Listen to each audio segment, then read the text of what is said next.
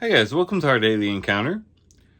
In our reading today in the life of Jesus, we read about the Mount of Transfiguration.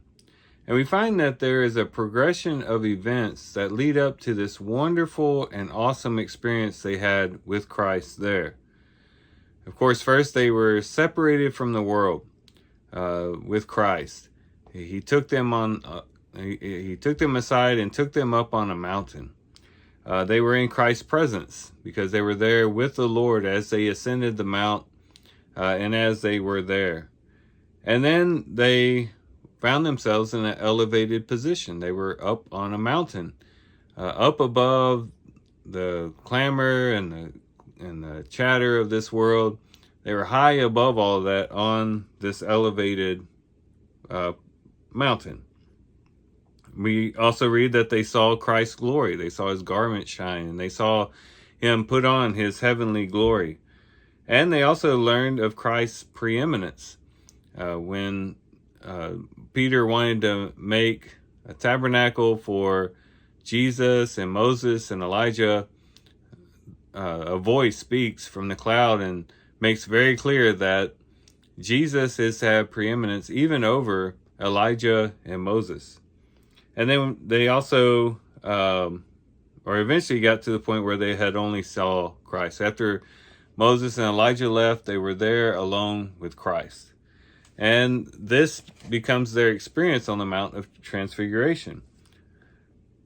And as we think about this, this is also the process by which we also experience Christ when we give our lives over to him and when we are devoted to him in that way.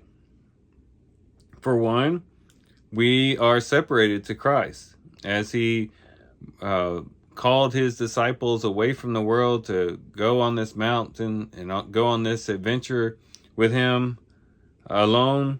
So also we are set apart for Christ. We are set apart maybe not so much physically from this world, but we are mentally and spiritually separated from this world to be drawn close to Christ and to spend a life as though we are away from the world and with Christ. And then also we enjoy the presence of Christ in that way. The Lord has called us out of this world so that we could abide in his presence and to be with him always. And then we get on an elevated platform. We get on an elevated mountain as we set our minds on things above. Colossians chapter 3 and verse 1. We set our minds on things above where Christ is seated at the right hand of the Father.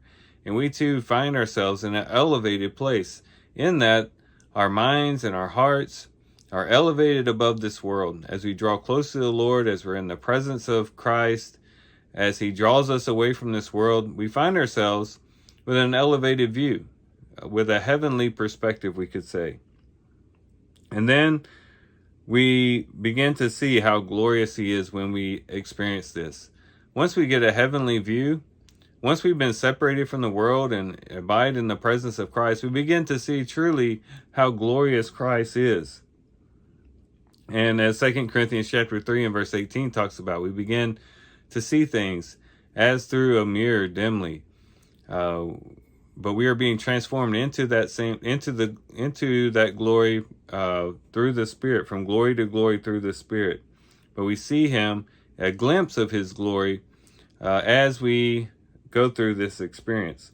But then we find that he takes preeminence over all. The more and more we are drawn away with Christ in the presence of Christ, and we set our minds on things above, and we begin to see how glorious he is, we see also his preeminence over Moses and Elijah, yes, but over all the things of this world. We begin to see that Christ is better than anything else we can experience, anything else we could possess, anything else in this world. Christ has preeminence. And then it gets to the point, as we continue on in this process, to where, in a sense, we only see Christ. We only see Christ in this life, and we begin to experience him in that way. We perhaps come to the point where we can say similar sentiments as St. Patrick did in St. Patrick's breastplate prayer for protection, where he says, Christ with me, Christ before me, Christ behind me, Christ in me, Christ beneath me, Christ above me, Christ on my right, Christ on my left, Christ when I lie down, Christ when I sit down, Christ when I arise, Christ in the heart of every man who thinks of me, Christ in the mouth of everyone who speaks of me, Christ in every eye that sees me, Christ in every ear that hears me. We get to the point where Christ is everything. And everything that we experience in life and everything that we see and go through in life, we see Christ there in the situation, in the midst of the things that we're going through. We see him beside us. We see him around us. We see him in our lives active and working out his good purpose. And so this is a wonderful process that the disciples went through on the Mount of Transfiguration, and it mirrors the experience that we have as we draw close to the Lord, as we too ascend the mountain with Christ. And eventually we get to the point where we really see his glory, we see his preeminence, and we see that he is all in all.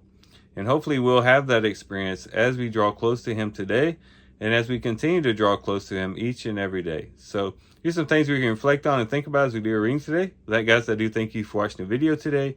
Hope you guys have a great day. Love you guys. God bless.